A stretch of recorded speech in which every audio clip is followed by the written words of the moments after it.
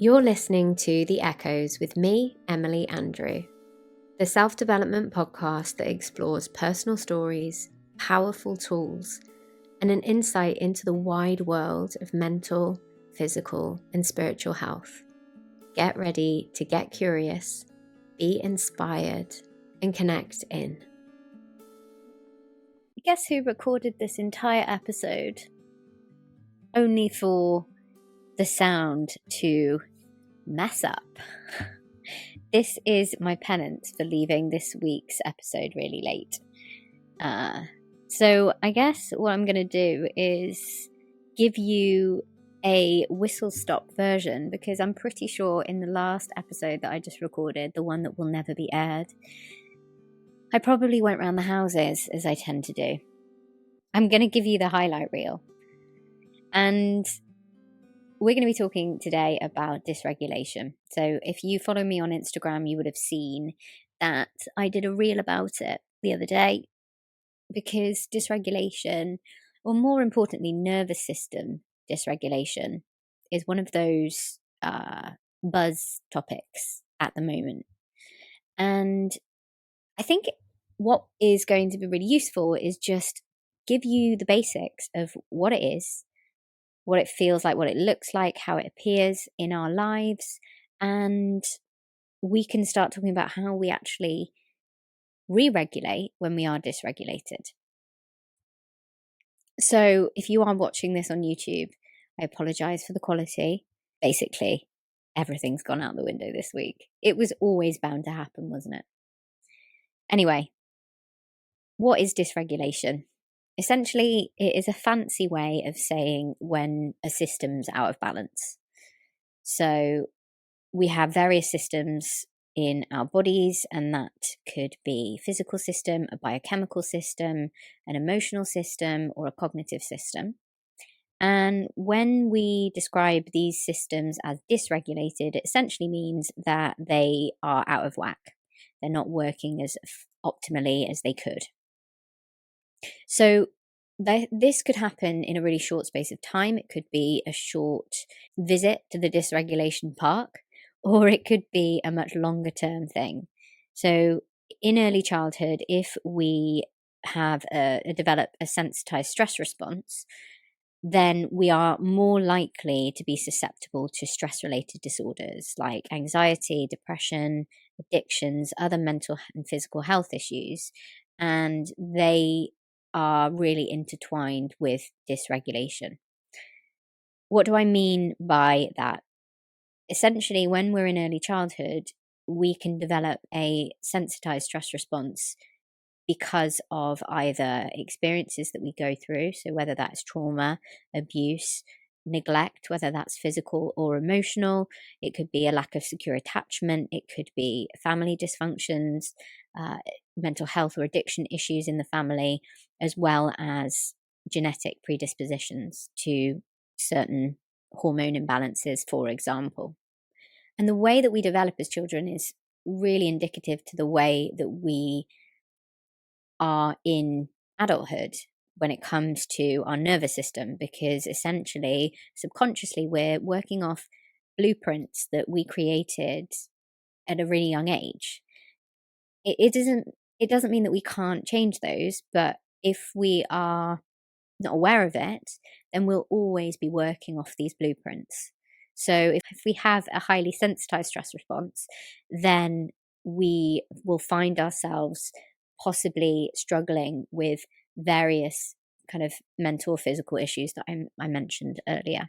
So I'll tell you a quick story about how I have really experienced dysregulation in my life. There's been an influx in people who have been self-diagnosing themselves as having ADHD. And what I'm about to say is not meant to take away from any of these people's experience or say that they are incorrect. What I'm wanting to share is my experience of being in that position and some of the questions that I've ended up asking myself because of that. So when I read about ADHD and saw the Instagram reels and TikTok videos about, ADHD mums look like this, or, those kind of things. I found myself ticking all the boxes, feeling really scattered, feeling quite kind of out of whack. I would walk into rooms and totally forget why I was in there, and then I'd go in for a task and then end up doing about 5, 6 other tasks half finished before going back to the original task to try and actually commit to that one. All of these different ways that ADHD can present itself, I found myself ticking. And I did start to wonder for a short period of time, like, could it be me? Could I have ADHD? And when I was looking into dysregulation and stress and discovering more about it over the past year, I noticed that a lot of the symptoms I was experiencing could also be attributed to stress, because chronic stress can lead to dysregulation in various elements. And actually, if you're dysregulated in one part of your system, you're most likely to be dysregulated in another, if not all. And I use the idea of stress because I think it's quite a universal feeling. I think most of us can probably identify as being stressed in one state or another. But when we are chronically stressed, we find that we are releasing more chemicals that are to do with the fight or flight response. So you've got your adrenaline and your cortisol. And what that does, if constantly triggered or high levels of that is appearing in us, in our bodies, so we're a lot less controlled and organized. We find it much more difficult to commit to tasks without getting distracted. And emotionally, we can feel really pent up. We can feel very sensitive. We can feel like we are going up and down in our mood without any real trigger point necessarily. And physically, we might find that we're starting to have problems with our sleep. And that in turn will lead to a further state of stress, further dysregulation in all of those systems. We've got the hormones, which is the biochemical. We've got the physical, which is the sleep. We've got the emotional, which is the tense or restless feeling. And then we've got the cognitive, which is not being able to focus or perhaps feeling very scattered. So it was interesting for me to ask myself, could this just be that I am going through a period of my life where I am juggling a lot? I am attempting to give my child the best that I can, as well as building a business, as well as just getting a house together and looking after a dog and being a wife and trying to be a good friend and family member. Is it just that all of the stress that I am under, even if I may not perhaps be outwardly very, very stressed, could this be contributing to some of these symptoms that I am thinking of myself as ADHD? And I guess the question or the answer for me was, what happens to those symptoms if I am less stressed? So if I regulate myself and take my body back into balance, my mind back into balance, do I still experience those symptoms? And it was a really interesting question for me. And what I want to really impress upon is that I'm not saying that ADHD isn't a real thing. It absolutely is, just as anxiety and depression and other mental health, physical health illnesses are. But I'm really in the business of trying to understand what's behind them. And as I said right at the start, it could be a trigger that lasts for a short period of time, or it could be something that is a lot more inbuilt in us because of what we went through as children. But I think being able to really understand yourself in that way is such an enlightening and empowering thing to be able to do. Which is why I want to talk a little bit about each of those parts, so that perhaps we can start to question, how does dysregulation show up in my life? So when we talk about biochemical dysregulation, we're talking about the imbalance of hormones. So that could be the imbalance of production or the lack of certain hormones in our body. We know that low dopamine levels can contribute to a more sensitized response that could lead to addiction. Now, it's not a definite in all cases, but sometimes if we genetically have imbalances, it can lead or estimate that we may struggle with being able to regulate ourselves. So therefore we look further into regulating ourselves by means of substances or behavior. And those in themselves can become addictive processes, which then further that state of dysregulation. But it can also be imbalances in our neurotransmitter levels. So these are the things that impact our mood and our cognitive function. And we also can look at our immune system. So a lot of the people that have ever gone through stress will often find themselves feeling really burnt out, feeling quite run down. And again, this could be a symptom of a dysregulated system. And I touched on the mood swings there, and that leads into that emotional dysregulation. So if we have experienced a traumatic event in our lives, we're more likely to try and self-regulate ourselves through our behaviors. So whether that is avoidance, trying to not feel our feelings, whether that is, using substances, or becoming very obsessive with our actions in order to control our external surroundings. And emotional regulations aren't just mood swings. It could be difficulty feeling our emotions. It could be wanting to suppress, not being able to really understand how we feel or how we express our emotions. We might constantly feel like we're not being understood because we're not able to express our emotions in a healthy or understandable way, which can cause us to have those rapid, intense shifts in our emotions and the overreaction or the underreaction to external situations. And then we've also got that burnout, that mental dysregulation feeling. So when we're talking about cognitive, mental stuff, that is all about our concentration, about our difficulty planning or following through on tasks, whether that means our memory starts to go, we can't learn as well as perhaps we are able to because we are just feeling very scattered. We find that kind of concentration or sustaining concentration difficult. And in a really extreme case, that could be things like, it could look like hallucinations or feeling very disjointed from reality. And I think physically, when we're physically dysregulated, we almost take a lot of the physical symptoms of dysregulation as just a given. So the biggest thing that we could notice really is the impact on our sleep. So not being able to get to sleep, not being able to stay asleep, irregular sleep patterns, or poor sleep hygiene or poor sleep health. That's the thing that is most likely to be showing up in terms of that physical area.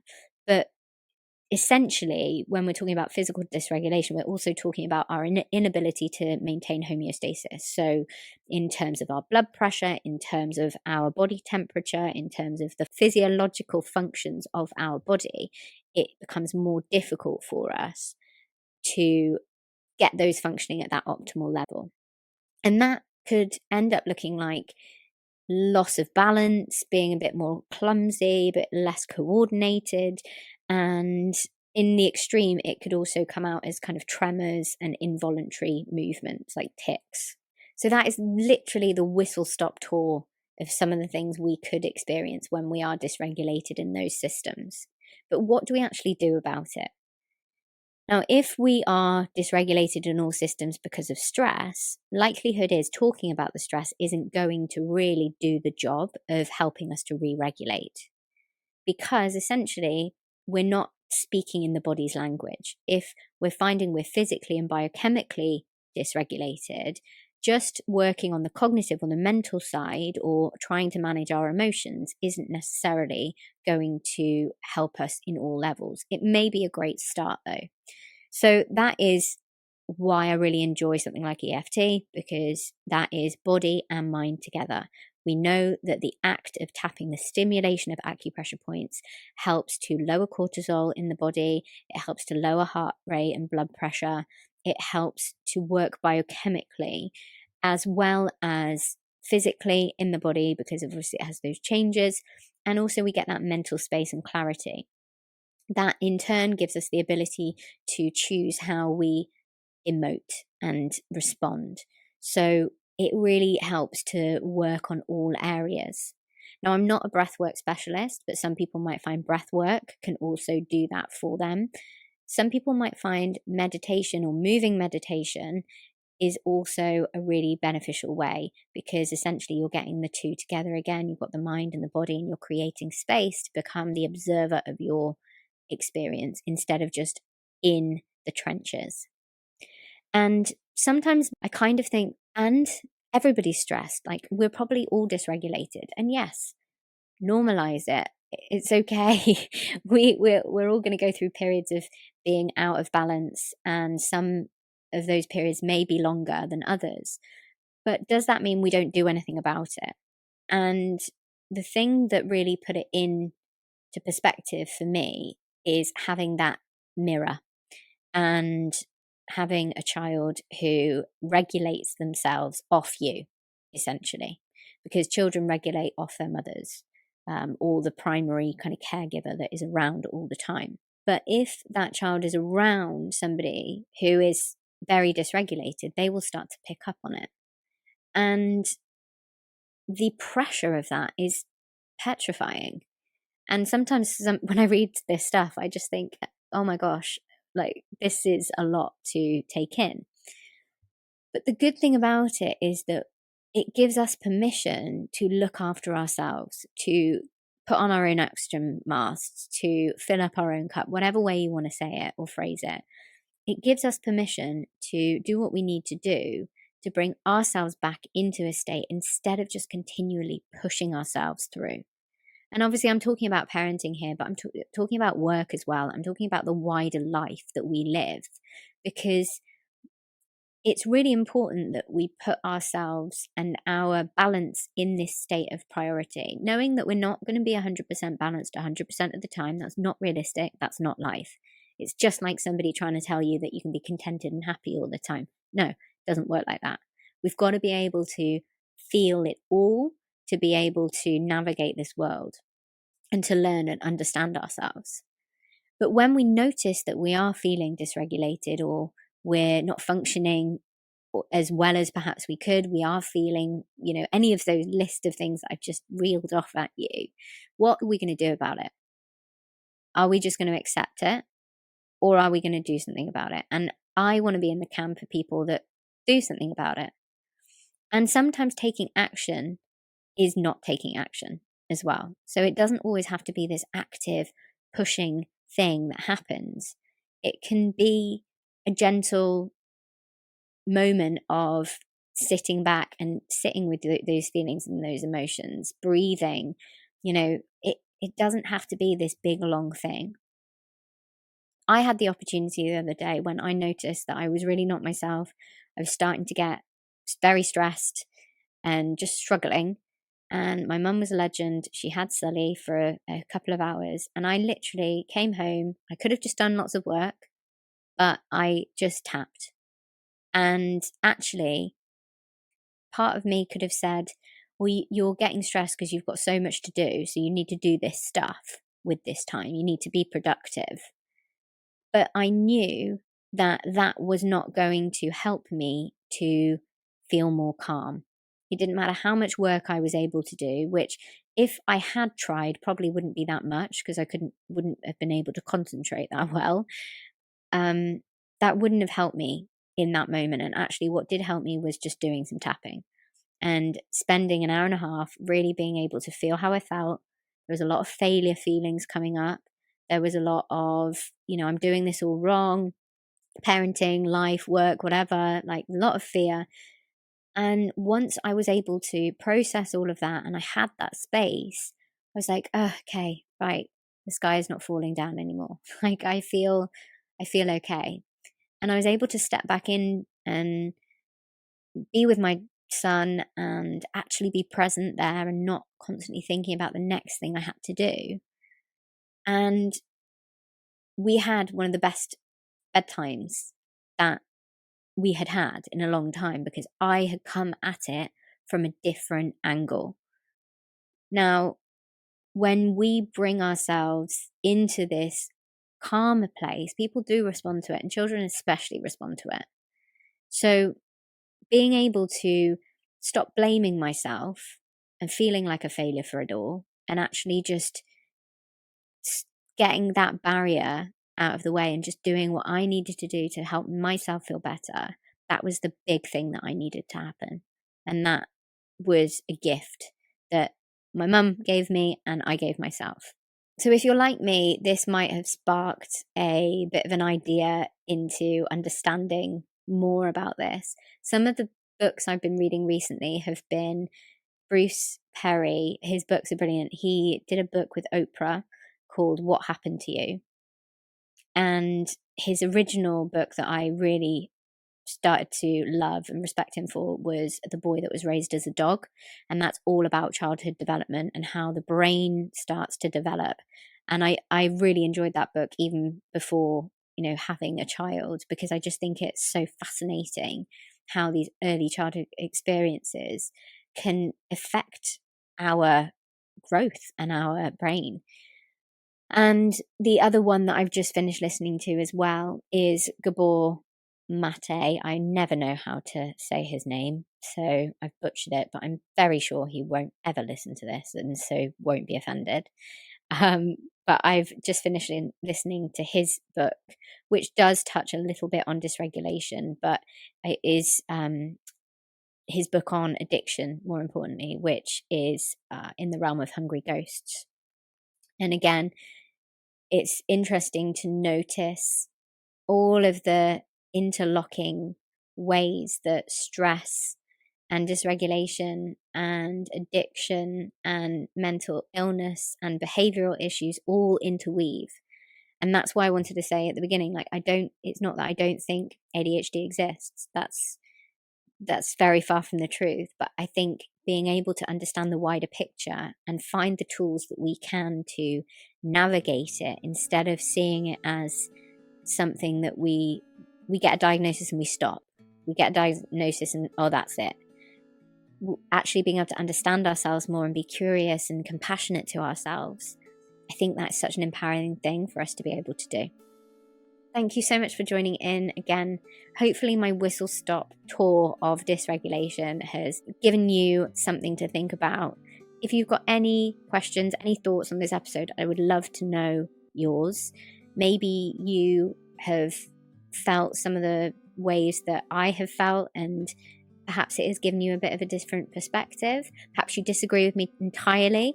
I welcome it all. So send me a message on Instagram. I am at WeAreMindBody, and I will look forward to seeing you again next time on the next episode of The Echoes.